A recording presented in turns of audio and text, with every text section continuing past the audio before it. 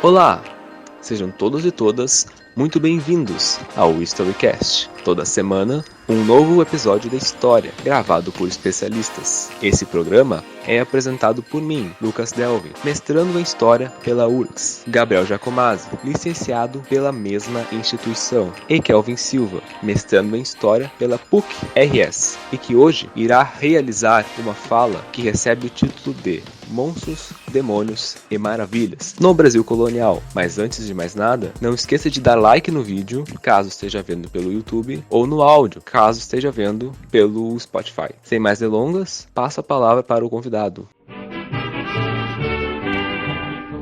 Cidade maravilhosa, cheia de encantos meus. Cidade maravilhosa, coração do meu Brasil. Olá, caros ouvintes, caras ouvintes do Historycast. É um prazer estar aqui falando sobre esse tema, que é o tema da minha pesquisa. Obviamente é um prazer, né? Porque se não fosse, seria uma tristeza.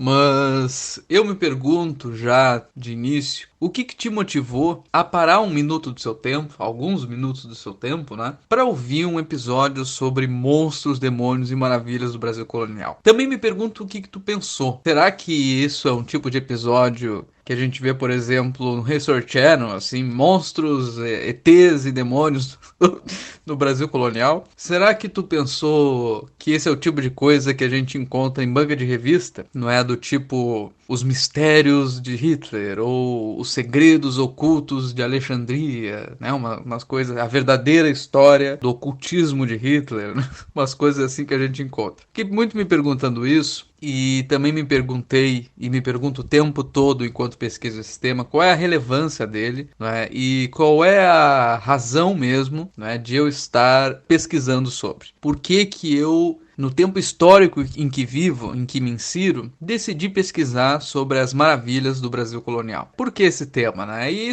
essas são questões que eu proponho responder ao longo da nossa conversa. Espero que a gente possa ficar juntos até o final. Bom, mas o que é isso que a gente chama de maravilhoso? Vou tentar explicar através de um exemplo muito simples. Vamos supor que tu esteja hoje saindo na rua, de máscara, espero eu, e olha para o lado e percebe que tem alguém caminhando do teu lado.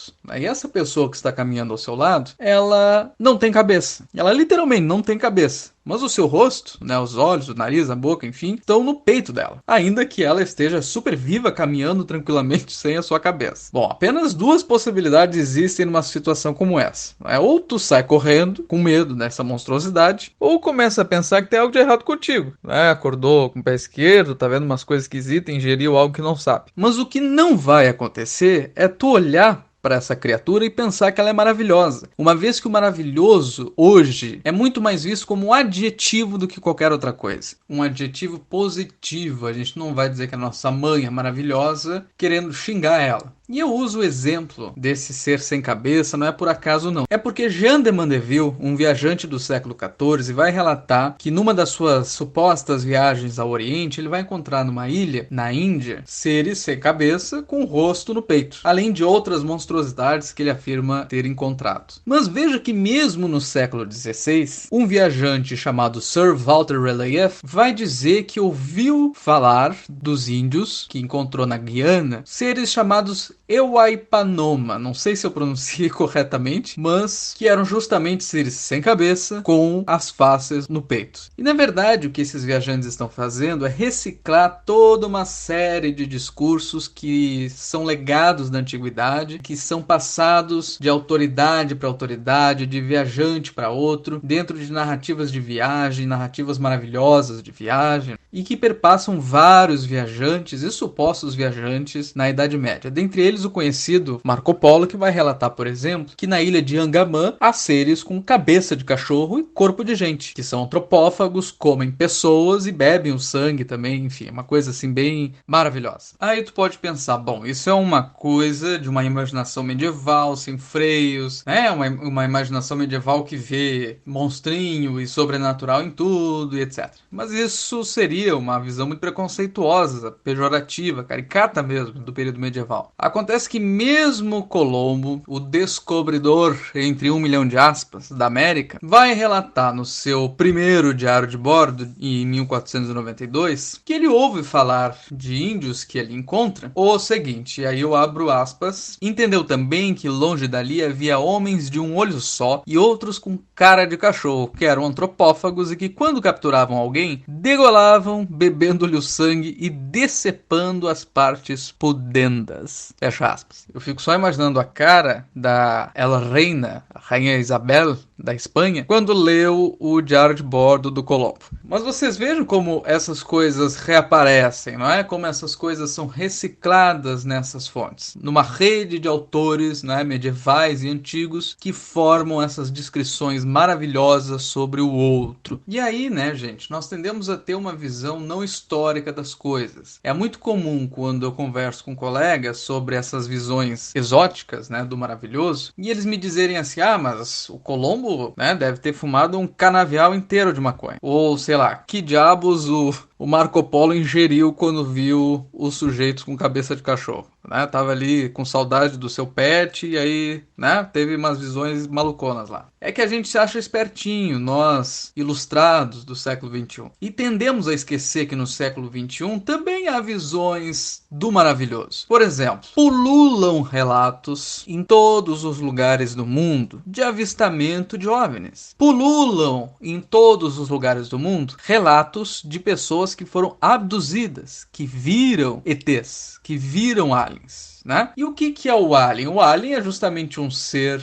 monstruoso, entre aspas, né? Disforme, pelo menos, associado ao desconhecido, associado aos lugares distantes do universo. Da mesma maneira como os viajantes viam os lugares distantes, viam os seres, né, de locais desconhecidos, exóticos, como seres monstruosos, como seres maravilhosos. Então eu tendo a achar que nós, espertinhos do século XXI, também temos as nossas próprias visões de maravilhoso. Apenas mudou o tema e as localidades. Mas estão aí o Pé Grande, o Monstro do Lago Ness, aliens, o Chupacabra, no caso do Brasil, entre outros aí que povoam o imaginário popular. De qualquer forma, isso que é o maravilhoso, né? O maravilhoso, ele está associado ao desconhecido, está associado ao distante, aquilo que não se compreende. E nas palavras de Jacques Legoff, é toda uma coleção de objetos e fenômenos que tem por natureza serem surpreendentes, serem desconhecidos. Mas acima de tudo, e é isso que me interessa bastante no tema do maravilhoso, é que é uma forma de compreensão do outro. O sujeito que se maravilha, ele apreende o desconhecido, o estranho, potencialmente em termos de maravilha. Quer dizer, a maravilha é uma pré-compreensão. No momento em que o europeu do século XVI encontra um índio e vê no seu modo de vida, nas suas práticas cotidianas, na sua forma de conceber o mundo, o diabo, o que se está fazendo aí é não compreender. O que se está fazendo aí é projetar imagens prévias àquele sujeito, àquele objeto a quem se olha, tornando-o um ser surpreendente, de certa maneira. E apenas para deixar absolutamente claro, o maravilhoso, tendo o sentido de surpreendente, não é? De causar assombro, seja positivo quanto negativo, pode estar relacionado também a manifestações do sobrenatural, sejam manifestações milagrosas, portanto associadas a Deus, sejam manifestações mágicas, portanto relacionadas ao diabo. Mas enfim, delimitar onde começa e onde termina o maravilhoso não é uma tarefa fácil, e eu acho que seria mais conveniente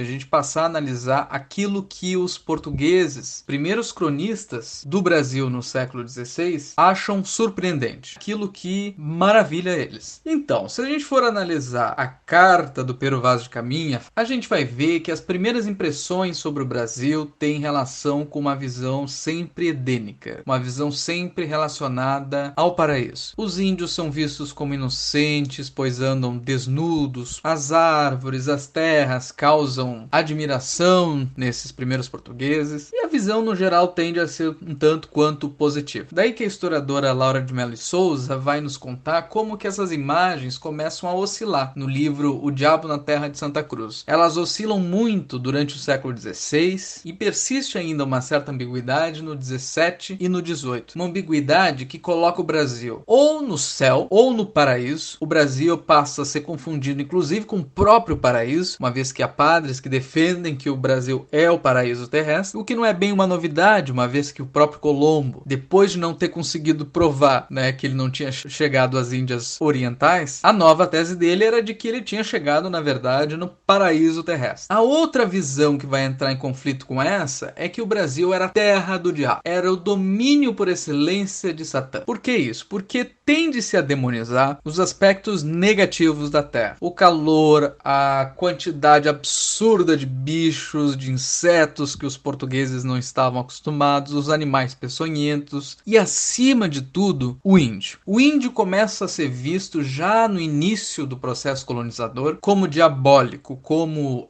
um sujeito pavoroso que precisa ser domesticado, bárbaro e toda aquela coisa. Aí, na realidade, aquilo que eu falei da não compreensão. O índio, quando é associado ao demônio, começa a ter, na realidade, um aspecto maravilhoso, como a gente vai ver em algumas fontes agora. O Gabriel Soares de Souza, que é um senhor de engenho e que vai escrever um tratado sobre o Brasil, vai iniciar suas descrições acerca dos povoadores e possuidores da terra da Bahia, afirmando sobre eles que se tem dito tantas maravilhas, entre aspas. Daí ele vai falar sobre os Tupinambá, dizendo como eles são bizarros. Aí ele fala assim: para se os Tupinambá fazerem bizarros, usam de muitas bestialidades muito estranhas. Como é fazerem depois de homens 3 ou 4 buracos nos beiços. Aí ele vai fazer toda uma descrição dos adornos e adereços dos índios. Para terminar, concluído o seguinte: parecem os demônios, os quais sofrem estas dores por parecerem temerosos a seus contrários,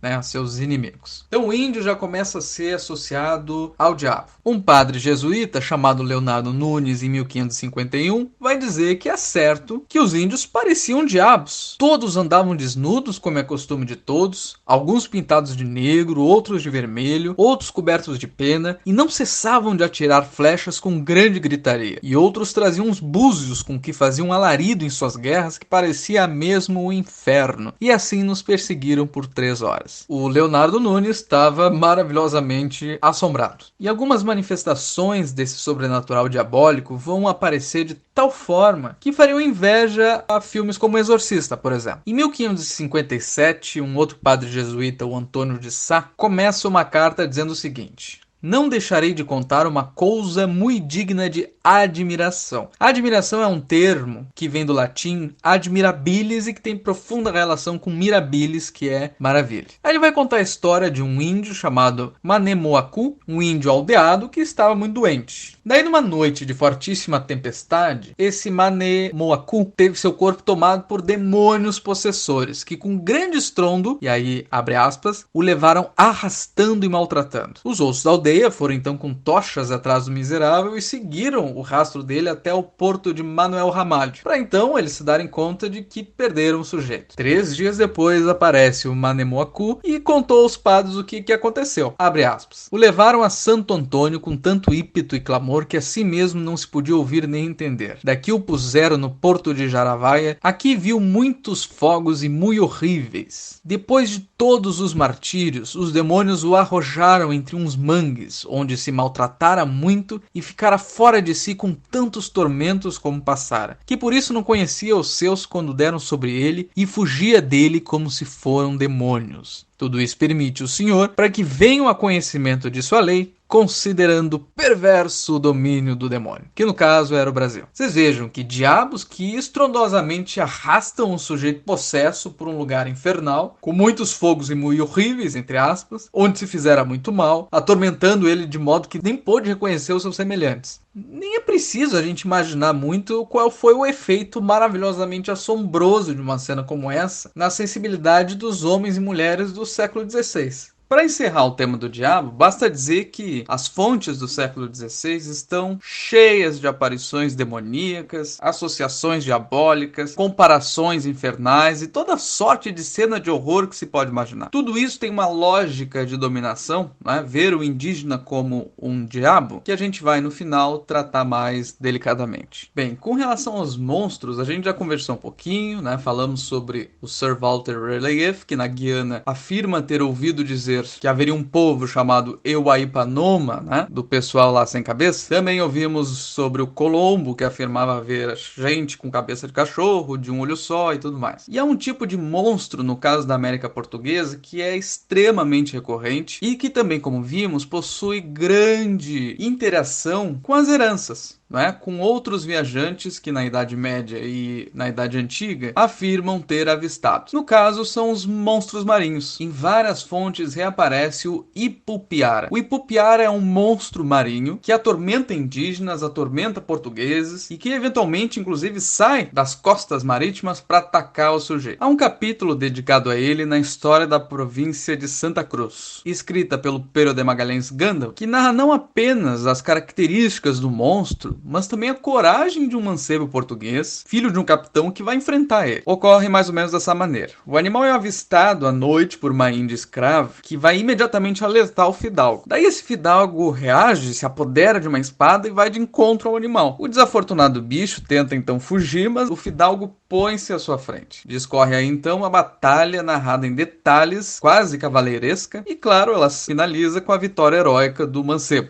Porém, essa vitória o deixou marcado. O Pero de Magalhães Gandalf vai dizer que, abre aspas, saiu todavia desta batalha tão sem alento e com a visão deste medonho animal, ficou tão perturbado e suspenso que, perguntando-lhe o pai que era o que lhe havia sucedido, não lhe pôde responder. E assim como assombrado, sem falar coisa alguma por um grande espaço. O Gabriel Soares de Souza, aquele senhor de engenho que a gente citou anteriormente, também fala um pouco sobre ele. Diz que, abre aspas, já aconteceu tomar um monstro destes 2 índios pescadores de uma jangada e levarem um, e salvar-se outro tão assombrado que esteve para morrer. E alguns morrem disso. Quer dizer, o Ipupiara causava literalmente mortes de medo. Mas há certos monstros e animais maravilhosos que não são necessariamente assustadores. O padre Fernão Cardim, autor de um tratado também escrito na segunda metade do século XVI, vai falar de um pássaro muito esquisito. Vai dizer que ele é o mais fino pássaro que se pode imaginar, cujo barrete possui cores todas muito finas e resplandecentes, com um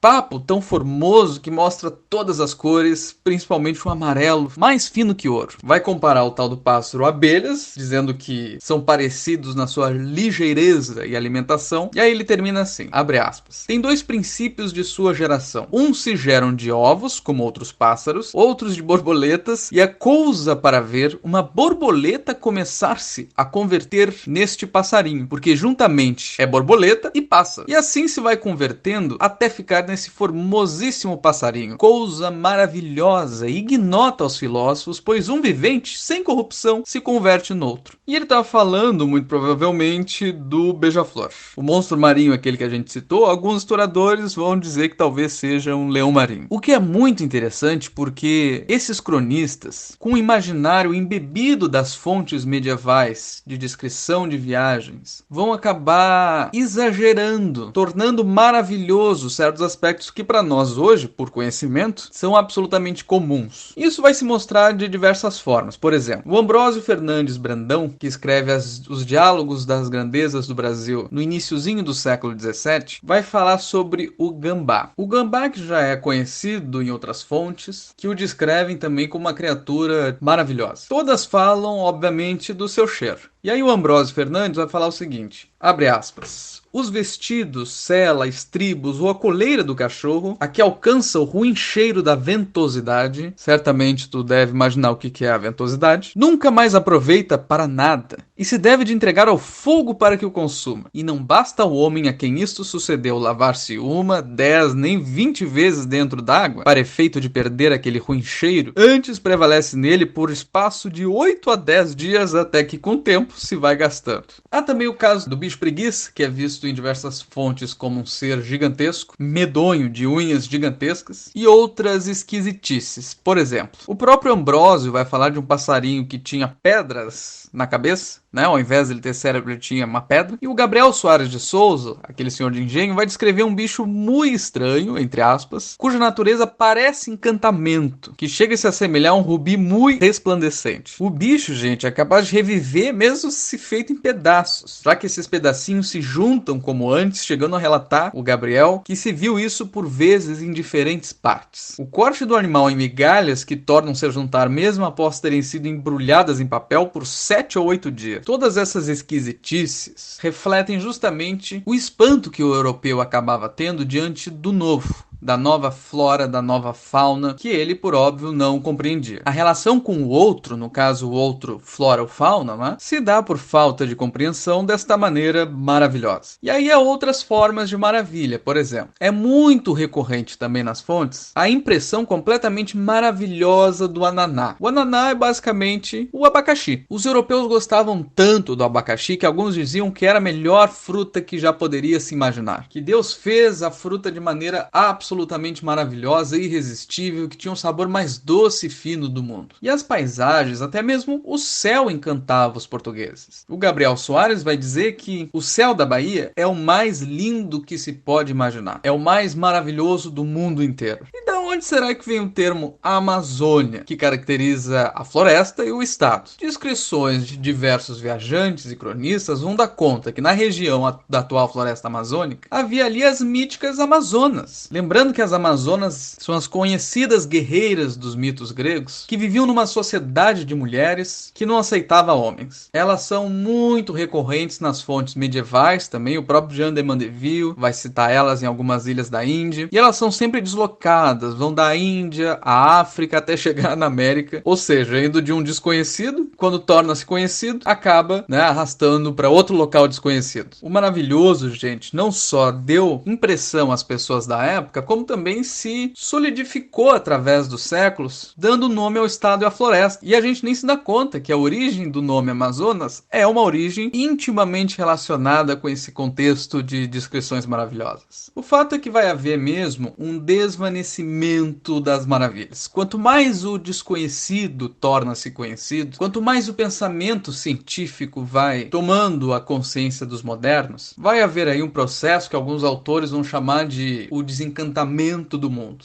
O que não necessariamente vai exterminar o maravilhoso. Ainda no século XVIII, haverá algumas descrições de bizarrices e monstrengos encontrados aqui no Brasil. Alguns vão dizer, por exemplo, que se encontrou a fênix aqui, aquela mítica ave que renasce das cinzas, né? E como vimos, o maravilhoso não se extinguiu. Ainda hoje temos os monstrinhos contemporâneos associados ao distante, ao desconhecido, aquilo que não se compreende na sua totalidade. E tá aí uma das razões de se estudar o maravilhoso. Não apenas por perceber que ele possui um processo importante no próprio nascimento, entre aspas, do Brasil enquanto colônia, legando a nomenclatura de uma das mais importantes florestas do mundo, mas também para nos fazer compreender como se deu a construção do outro, imageticamente falando, e por extensão do próprio Brasil. Como a gente viu, o Brasil desde o início foi associado ao edênico, ao paraíso, ainda que isso tenha oscilado com a questão do diabo. Esse imaginário sobre o Brasil, do paraíso terrestre, vai ter seus usos políticos na Era Vargas, por exemplo, que vai retomar algumas dessas visões, caracterizando o Rio de Janeiro, e por extensão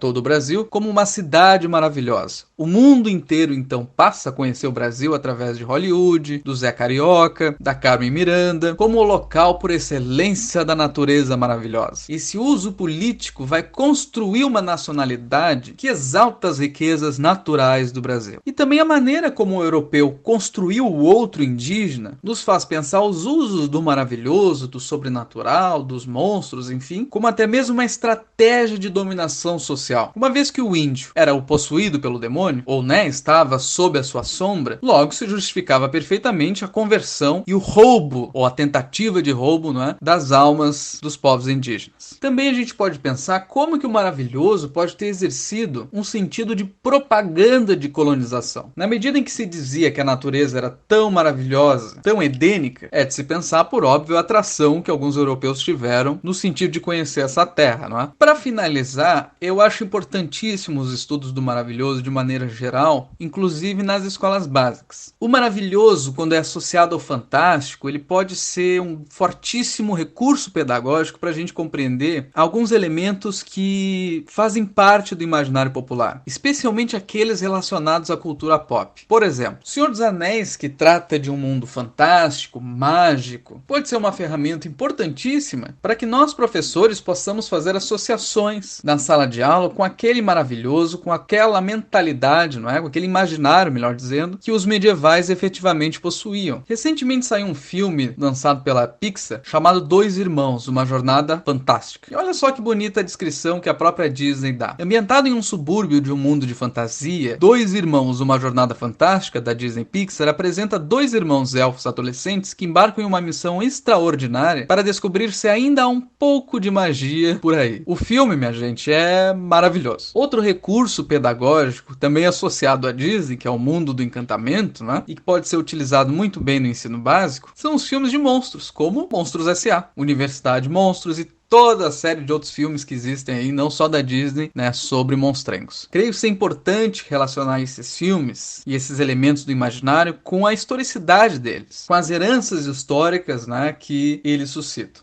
Cito por último, dentre tantos outros que poderia, Piratas do Caribe. Num dos filmes da série, o Capitão Jack Sparrow, afinal de contas, encontra a fonte da juventude. Outra visão maravilhosa no caso da América Espanhola. E olha, eu tô para dizer para vocês que falta ainda o Indiana Jones encontrar Eldorado. Enfim, gente, há inúmeras possibilidades de trabalho no campo do maravilhoso. Podemos pensar, por exemplo, como que nós construímos determinadas verdades, como que nós construímos determinadas realidades e visões sobre o mundo, a partir dessa reflexão de como que os próprios portugueses e outros cronistas do século XVI conseguiam construir todas aquelas bizarrices, por assim dizer. Num mundo, afinal, onde as pessoas adoram curiosidades e coisas fantásticas, esquisitices, onde a Netflix faz sucesso com documentários sobre bizarrices de todo tipo, onde nós nos encantamos por mistérios e assombrações, no mundo onde vimos filmes absolutamente espantosos de horror, onde o sobrenatural se faz muito presente, creio que estudar a história do maravilhoso nos faz perceber um pouco mais sobre a nossa própria cultura. Talvez por isso mesmo que o tema do maravilhoso me fascina. Afinal, eu sinto que estou num mundo imerso de toda sorte de maravilhas, mas também de monstruosidades. Daí que um mundo maravilhoso e encantado pode ser um bom escape aos horrores do cotidiano. Espero que tenha gostado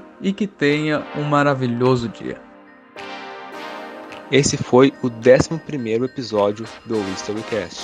Se gostou, compartilhe em suas redes sociais e siga-nos. Dessa forma, você estará nos ajudando a compartilhar conhecimento histórico com o maior número de pessoas possível. No próximo episódio, o historiador Lino Alain irá discutir temas relacionados ao fascismo e o autoritarismo. Muito obrigado por ouvir o HistoryCast.